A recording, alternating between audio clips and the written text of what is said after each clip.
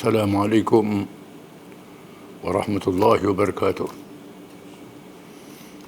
Alhamdulillahi wahdah, sadaqa wa'dah, wa nasara abdah, wa azza jundahu wa hazama al-ahzaba wahdah. Ashhadu an la ilaha illallah wahdahu la sharika lah. Lahul mulk wa lahul hamdu wa huwa ala kulli syai'in qadir. Wa ashhadu anna Muhammadan abduhu wa rasuluh. Al-badrud duja was sirajul munir. Allahumma salli wa sallim wa barik ala habibina wa syafi'ina wa qudwatina Muhammad ar-rahmatil muhdah wa ni'matil musdah wa ala alihi wa sahbihi wa man tabi'ahu wa nasarahu wa walah. Saya ucapkan selamat Hari Raya Aidilfitri bersempena dengan hari besar, kurnia Allah Subhanahu wa taala setelah kita menjadi tetamunya di bulan Ramadan. Diwajibkan ibadat yang besar dalam Islam, menjadi rukunnya berpuasa dalam masa sebulan dengan janji ganjaran dan kelebihan yang sangat besar dunia dan akhirat. Bulan kita dipilih menjadi tetamu Allah Subhanahu wa taala, dikurniakan Al-Quranul Karim yang diturunkan, salah satu daripada malamnya dikurniakan Lailatul Qadar, dikurniakan kelebihan berbagai-bagai ibadat. Kita telah mengambil kesempatan dalam masa sebulan bersyukur kepada Allah. Alhamdulillah. Dalam masa yang sama, kita menghadapi wabak yang sangat membahayakan seluruh dunia, penyakit COVID-19 yang mula menurun. Satu ujian daripada Allah, kita hadapinya dengan sabar. Mudah-mudahan diberi pahala syahid pada mereka yang meninggal dunia, diberi pahala pada mereka yang selamat. Dalam masa kita bergembira ini, jangan kita leka dan lalai. Sentiasa ingat kepada Allah Ta'ala yang menggunakan nikmat yang tidak terhingga kepada kita, mengajar kita mencari jalan selamat dunia dan selamat di akhirat. Dunia yang dekat, antaranya kita pulang ke kampung masing-masing, berakhir raya dengan semangat, dengan selamat, jaga keselamatan diri, ikut peraturan-peraturan jalan raya, peraturan yang menyelamatkan kita dalam perjalanan sehingga sampai ke rumah. Yang lebih penting ialah Allah Ta'ala telah menunjukkan kepada kita jalan yang paling selamat sehingga akhirat, iaitulah Al-Quranul Karim yang diturunkan pada bulan Ramadan. Hudan linnas wa bayyinatin minal huda wal furqan, petunjuk pada manusia dan keterangan-keterangan daripada petunjuk yang membezakan di antara perkara betul dan perkara salah. Hanya mereka yang bertakwa sahaja menerima petunjuk Al-Quranul Karim. Dinyatakan oleh firman Allah Ta'ala, Alif Lam Mim, Zalikal kitabu la raiba fihi hudan lil muttaqin. Alif Lam Mim. Kitab Quran ini menjadi petunjuk, tidak syak lagi kepada mereka yang bertakwa kepada Allah Ta'ala. Hikmah yang paling kemuncak daripada ibadat puasa ialah mentarbiahkan diri menjadi orang yang bertakwa kepada Allah. Ya ayyuhalladzina amanu kutiba alaikumus shiyam kama kutiba alal ladzina min qablikum la'allakum tattaqun. Wahai orang-orang yang beriman, diwajibkan ke atas kamu berpuasa bagaimana diwajibkan ke atas mereka, umat yang lebih dahulu daripada kamu, supaya mereka bertakwa. Hikmat puasa mendidik, mentarbiah menjadi orang yang bertakwa kepada Allah Ta'ala. Tanda takwa itu menjadikan Quran petunjuk seluruh kehidupan kita. Bukan saja perkara ibadat, hubungan dengan Allah, termasuk perkara kehidupan dunia semuanya. Hubungan dengan keluarga, masyarakat, negara, antarabangsa dan seluruh alam. Semua ditunjuk dalam Al-Quranul Karim.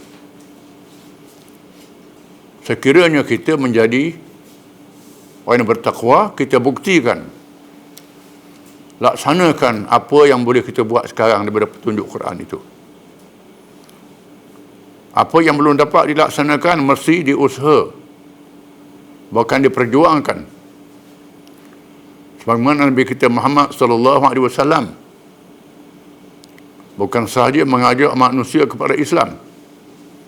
Maksud Islam, tiap-tiap orang, keluarga dan masyarakat, dalam masa yang sama berjuang untuk mendirikan negara, mendapat kuasa politik, memerintah negara, yang menjadi syarat hukum Quran itu dilaksanakan. Banyak hukum-hukum dalam Quran terhalang daripada dilaksanakan kerana tidak ada kuasa politik. Apabila hilangnya kuasa politik daripada orang Islam, perkara yang paling besar dilaksanakan oleh Nabi kita Muhammad sallallahu alaihi wasallam berhijrah daripada Mekah ke Madinah. Apabila politik negara Islam dilaksanakan, berlakulah adil untuk semua manusia, menyebabkan ahli-ahli kemungkaran, mereka yang zalim, rasa tercabar. Mereka mengerahkan bala tentera untuk menjatuhkan kuasa politik Islam di Madinah. Namun Nabi kita dalam bersama dengan sahabat-sahabat yang setia berjuang bermati-matian. Ada yang gugur syahid, yang terus menyambungkan perjuangan sehingga Nabi wafat, disambung lagi. Zaman Khulafa' Rasyidin, zaman Amawiyah, zaman Abbasiyah, akhirnya zaman Utsmaniyah, sehingga kuasa politik Islam dihilangkan dengan kedatangan penjajah yang menjatuhkan kerajaan Islam. Namun ajaran Quran yang sempurna dipelihara oleh Allah Ta'ala. Inna nahnu nazzalna dzikra wa inna lahu lahafizun. Sesungguhnya kami yang telah menurunkan Quran dan kami yang memeliharanya. Kita baca Quran bulan Ramadan. Ada yang hafal Quran, yang baca dengan tajwid yang baik. Tetapi ingat, Quran bukan sahaja untuk dibaca. Quran untuk diamalkan, dilaksanakan petunjuknya. Firman Allah Ta'ala kepada Nabi kita Muhammad SAW, Inna anzalna ilaikal kitaba bilhaq litahkuma bainan nas bima araka Allah wa la takun lil khainina khasima. Sesungguhnya kami telah menurunkan kita Al-Quran kepadamu wahai Muhammad sallallahu alaihi wasallam, termasuk pada umat Muhammad sallallahu alaihi wasallam selepas wafatnya, supaya kamu menghukum manusia, memerintah manusia dengan apa yang ditunjuk oleh Allah, Dan jangan kamu menjadi pembela, penyokong bersama orang-orang yang khianat meninggalkan petunjuk Allah SWT. Kita saksikan sekarang bagaimana masyarakat manusia menghadapi masalah. Masalah politik, masalah ekonomi, masalah sosial, masalah penyakit, masalah alam sekitar. Semua perkara ini berlaku bila kita meninggalkan petunjuk Quran. Bagi orang Islam berusaha meninggikan Quran ini sehingga mendapat kuasa politik memerintah, menjadikan hukum Quran itu berkuasa mengatasi segala hukum yang lain, sebagaimana yang diajar oleh Nabi kita Muhammad SAW. Ini satu tanggungjawab yang besar. Malangnya penjajah telah berjaya melancarkan serangan pemikiran melalui pendidikan, melalui media, mempengaruhi khususnya anak-anak muda kita, sehingga menganggap politik tak penting dalam kehidupan kita, pemerintahan tak penting dalam kehidupan kita, menyebabkan mereka meninggalkan tanggungjawab untuk menjadikan Quran, petunjuk Allah ini berkuasa menyuluh seluruh kehidupan mereka. Percayalah, yakin, bukan sahaja petunjuk Quran ini betul dan benar, tetapi sekiranya meninggalkan petunjuk Quran menyebabkan kita celaka di dunia dan neraka di hari akhirat. Setelah kita menjalani ibadat puasa dalam masa sebulan, melatih diri menjadi orang yang bertakwa kepada Allah, marilah kita mendidik diri kita menjadi orang yang ikut Quran. Jadikan Quran petunjuk kehidupan kita. Apa yang boleh kita buat bagi diri masing-masing, laksanakan. Bagi keluarga masing-masing, laksanakan. Dalam masyarakat yang dekat dengan kita, laksanakan. Apa yang belum dapat dibuat, mesti ada niat untuk melaksanakannya dan berjuang untuk melaksanakannya. Bukan niat saja. Ini tanggungjawab yang sangat besar. Inilah perjalanan hidup yang mesti kita lalui. Firman Allah Ta'ala, apa hasibtum annama khalaqnakum abatha wa annakum ilaina la turja'un. Adakah kamu mengira kami jadikan kamu, kami ciptakan kamu wahai manusia begitu sahaja, padahal kami tidak panggil kamu balik menghadap kami pada hari kiamat. Ingat hari kiamat. Tunaikan tanggungjawab kita dengan sepenuhnya di atas dunia.